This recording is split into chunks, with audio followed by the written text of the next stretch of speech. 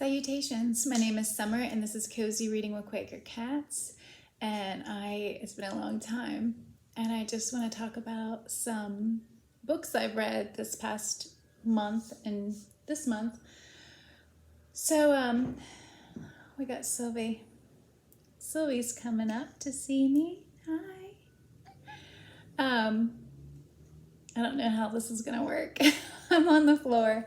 I have May. And Sylvie. Oh. Well, I'm trying to make a video. Okay, let's see here. First things first, I want to talk about some books that Becky over at the Bookish Bryans had talked about and recommended, and that is the Ice Planet Barbarian series. I read, I want to say the first 5. I think I stopped at Barbarian Mine. I listened to them on audiobooks. I thought they were so much fun. I think you should probably read them in order, but you really don't have to. Each book is about a different earthling and her mate, pretty much, so far. Like I said, I've only read 5, listened to 5, and they're only like 6 hours long, and she's hooked. There we go. And here's Sylvie's so beautiful. I can't really see her that well. Okay, so I listened to those. I listened to A Spark of Light by Jodi Picoult, and it was beautiful. Jodi Picoult has a way of taking a hard subject. This was about abortion. It was about a shooting at an abortion clinic, actually. And so she'll take you through all these different perspectives and way of seeing things and situations. And she does that with all of her books. And I love that. I love that because there's always more than what it seems, nothing's black and white. Then what else did I listen to? I listened to, let's see. Hold on, Sylvie. I listened to Later by Stephen King. I thought it was wonderful. It's a great idea. It's a story we've kind of heard of before, but yeah, I thought it was wonderful. I don't care for the cover art of those, the Pulp Fiction. I think they're silly, and it always bothers me when the art doesn't match the characters. And so that's definitely not what's her name, who it's supposed to be. I want to say like Susan or Tina or something like that, because they say that she's, number one, she's 5'5", and she doesn't have those long legs, and she had shorter length black hair, and she was voluptuous, and even later on in the story when her body changes for different reasons, and she grows her hair out blonde and she dyes it blonde, she still does not look like the lady on the cover. So, and actually it's even mentioned that she doesn't, like when they talk about her body, it's very clear it doesn't look like the lady on the cover. So that always bothers me when it doesn't match. Or like watching a movie and it's like, come on, that is not that character. Anyway, so I listened to that. I listened to Malice by Heather Walter. That was a lot of fun. It's like a fairy tale story. And yeah, there's 14 things here. I'm not going to talk about everything. This month I've only finished 2 books, and those were, these 2. One that I finished was The Bastard by John Jakes. John Jakes is a wonderful author. I believe he's from Dayton, Ohio. Was from Dayton, Ohio. This is the first book in the Kent Chronicles. Philip Kent, he was born in France. He changed his name once he finally went through England, and then he made it to the States, and changed his life, and kind of his history changed, if that makes any sense. And this is the beginning of the revolution. You have all these different relationships. have a lot of violence. One thing I was like disappointed because it's like a lead up, like through the whole book you're kind of waiting for something to happen, and then when it happens it's like so quick and done, and it's like, no, I wanted, more to this outcome. So anyway, but I have the second book, which I believe is The Rebels, on my nightstand. So wonderful. And I did read his other series, Love and War, North and South, Love and War, but I haven't read Heaven and Hell. I thought I did, but I haven't. But the other book I read this month was The Real Jane Austen, A Life in Small Things by Paula, I think that's Byrne. Maybe wrong. Anyway, I thought this was a wonderful book. I love reading about Jane Austen, watching anything, reading anything by her, about her. I'm a little obsessed. And I loved the pictures, of course, of whether it was books of hers at the time, people in her life. One thing that was interesting is there's this painting that they said it was Miss Jane Austen, and I thought there wasn't anything about her except for that drawing that Cassandra, her sister, had done, which doesn't really look like. Anyway, but here's this. And I mean, when you look at the picture that Cassandra did, it could be her. I mean, and the woman's writing. So I want to know more about this, because I don't know. Anyway, it's a great book. I really enjoyed it. Another book I finished last month was Jane Austen, The Secret Radical by Helena Kelly. And this book I want to pick back up in Jane Austen July. I mean, I finished it and I thought it was wonderful. But this is one that there was so much to it. It talks about while Jane Austen was writing it, what was going on in the world also before then, and things that she put in her writing that as a modern day person, I wouldn't necessarily know these people, and why she used these names, and what was going on at the time with the laws and in society. I loved it. So I've read all of Jane Austen's novels, but I thought for Jane Austen July, I'm thinking Sense and Sensibility I'll pick up, because it's the one that I've read all of them again the past couple of years, except for Sense and Sensibility. I don't know why. That's one that I don't pick up all the time, but anyway, so I thought I would go, and this is set up so that you can, like chapter 5, The Chain and the Cross, Mansfield Park. So you can just read, if you're going to go back and reread Mansfield Park, you could pick this up and just read chapter 5 and be reading it while you're reading Mansfield Park, and you will have all these little extra tidbits of what's going on in the world, and I think it's wonderful. So I absolutely love this book. I'm glad I finally finished it. A book that I also finished was my Booktube Spin book. This was the first pick of the Booktube Spin, Executing Grace by Shane Claiborne. This book is heartbreaking. It's about executing people. This is how the death penalty killed Jesus and why it's killing us. It has so many different stories. It has stories of, forgiveness, and it was really difficult to read, but I feel like it was very important to read, and by the end you get this feeling of, Shane Claiborne is very inspiring. I feel like he is a wonderful human being. I was lucky enough to meet him about 4 years ago. He definitely walks his talk, but the stories in here, beautiful.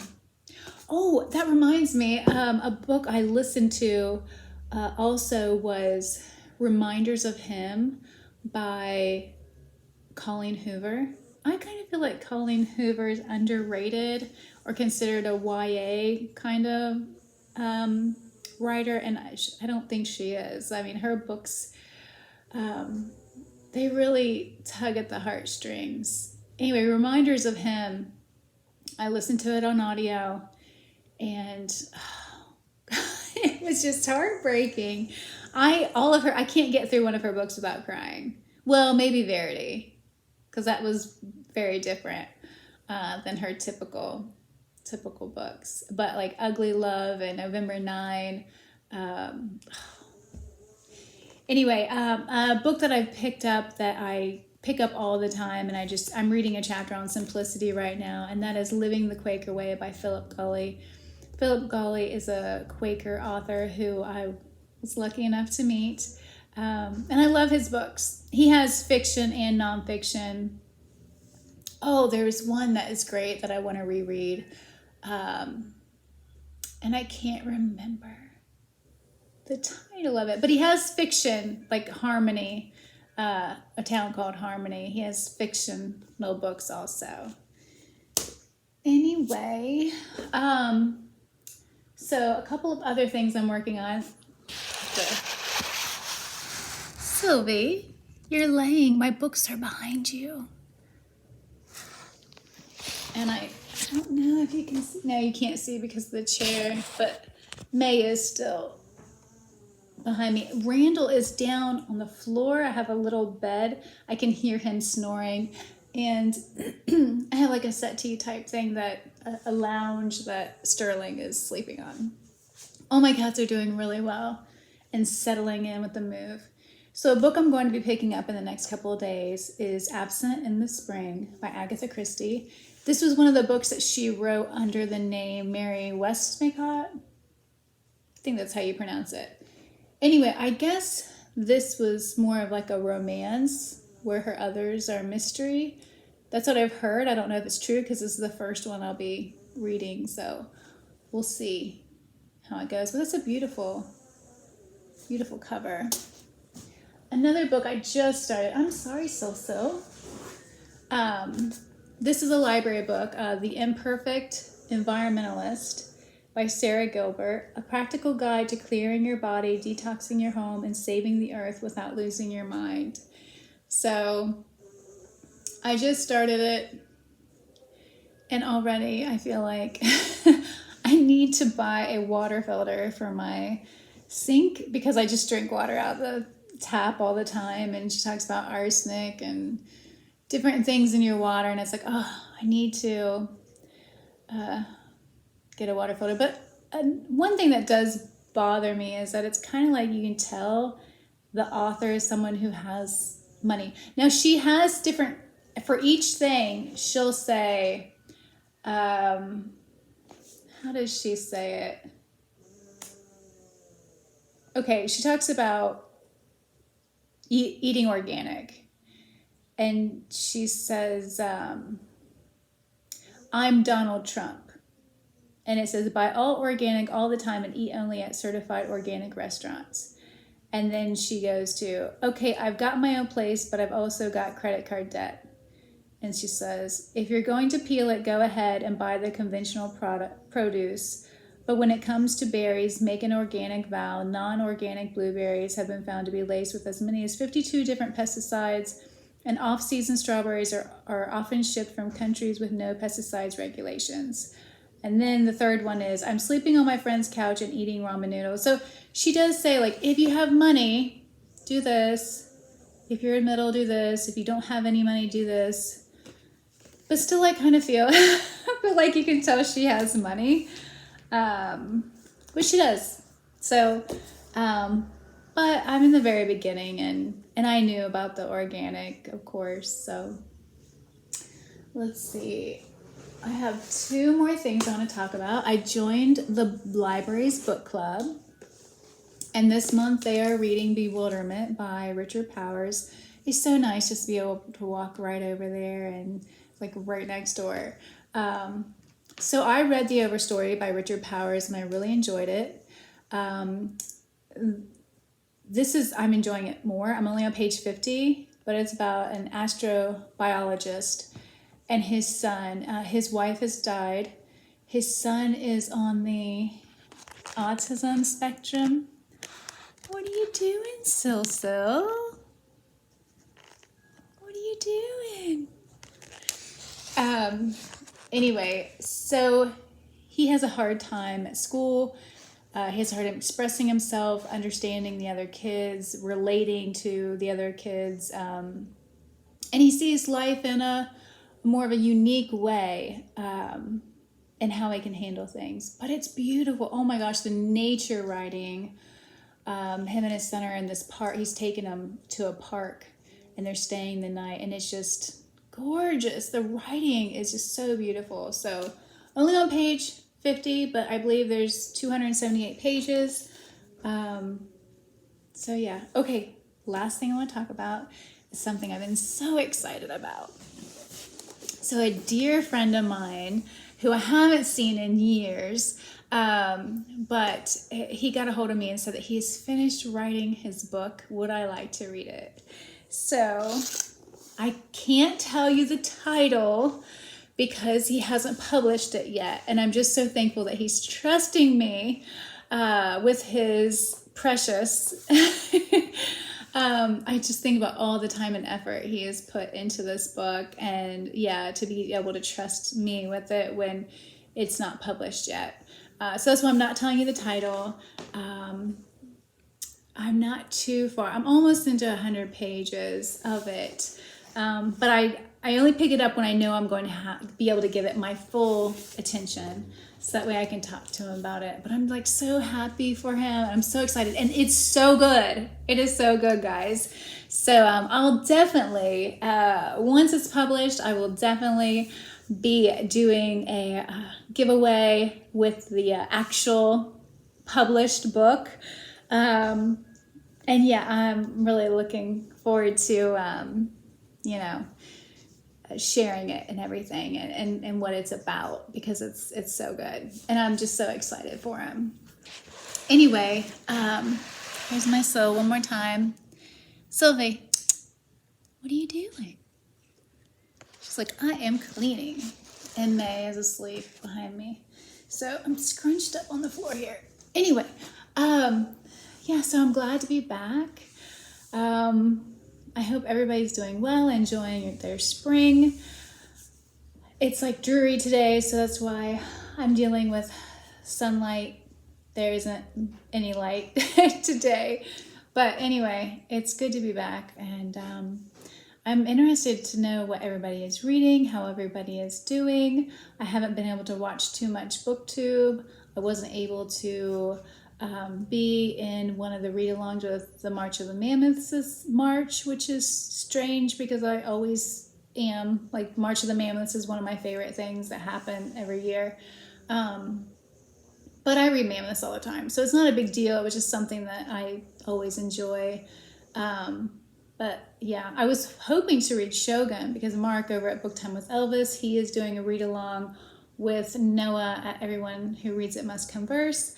And I thought, oh, that would be so much fun to be able to join them. But I only got 40 pages in and thought, I'm not ready for this right now. So then I probably picked up listening to a Barbarian Ice Planet book, a Ruby Dixon. Anyway, thank you so much, Becky, for letting us all know about those books because they're so much fun. Just what I needed at that time. And I'll continue on with the series eventually. So anyway, thank you so much for watching. I hope everybody is doing well. Let me know how you're doing, what you're reading, and I'll be back. Bye.